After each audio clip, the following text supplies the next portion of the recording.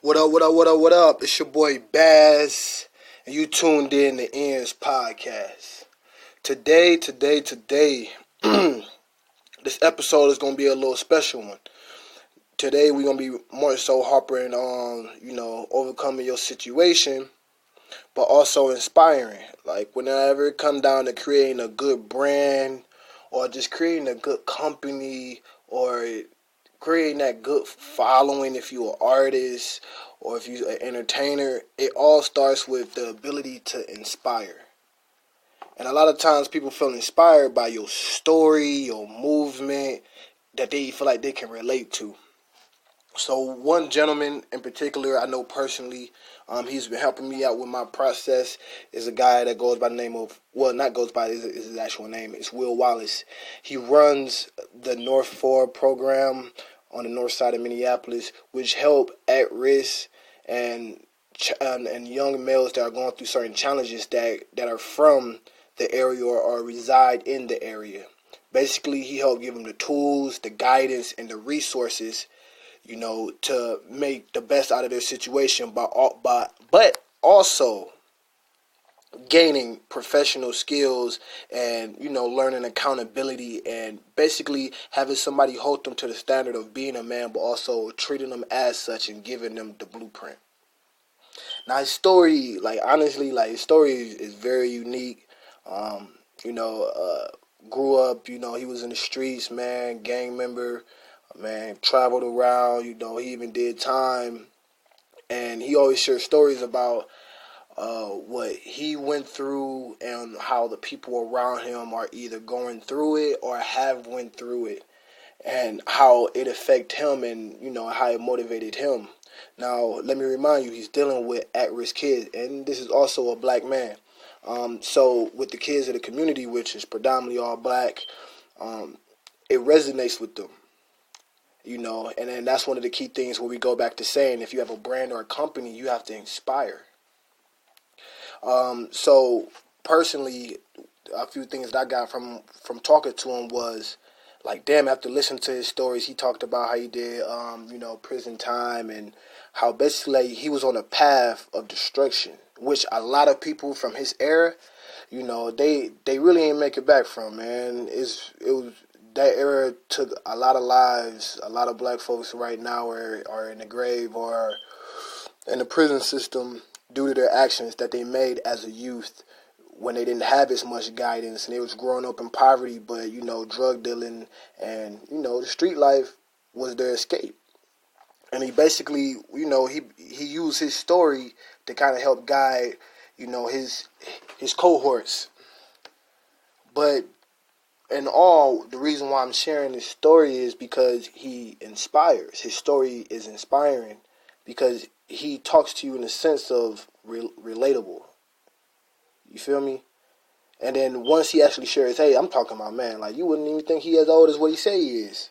Because you would think, going through all that throughout his life, that level of stress take a toll on your body. Like, you see young cats out here that's stressed out their damn mind, and they look about fucking 40. You look at this gentleman, you probably have a little bit of a hard time kind of guessing how old he truly is. But another thing is, like, he had shared with me earlier today is, like how he's a motivational speaker and, guest speaker. But it was more so of what kept him going. Like, he literally came in off the road at 3 a.m., got a couple hour nap, and it was right back to the grind. Because to him, he was like, it's more important than just him. And when people say that, a lot of times it takes the action for people to actually understand what you mean by that. And to see the way he cares for the young gentleman that joined his cohorts and how he established a long-term relationship with these young men, it also makes me inspired on a different level. His story is inspiring, but also the actions. So your actions should also inspire individuals as well. And what I mean by that is, like, it's always good to say, hey, how you doing, how you doing, how you doing? But when you happen to pop up on that friend when they having a bad day, they be like, damn, like, my dude done came through for me. or, like people remember that, and they feel inspired to keep that relationship or keep certain things going. So going back into, his whole story, and why I titled this and make this more so about being inspired is because at some point, if you're not from these type of environments, or if you are from these type of environment, at some point you come across a time in life where you're going to either have to say, hey, you feel me, fuck it, it is what it is, I'm taking whatever come with this shit, and you're going to keep down that same path no matter if it leads to destruction and you see it, or you're going to go against the grain, which may be your social norm. What social norm means, like, which is the norm inside your environment, and bite the bullet and try to do something different. And you're going to receive a lot of backlash because people fear what they don't understand. So at first, everybody won't be inspired. And he shared that, like, for someone that was closest to him, he tried to share his ideas and his visions, and it wasn't being received the way he wanted to, because of the pre-existing relationships or the pre-existing, actions that took place. But later on down the line, certain individuals, like we are human, we come back around.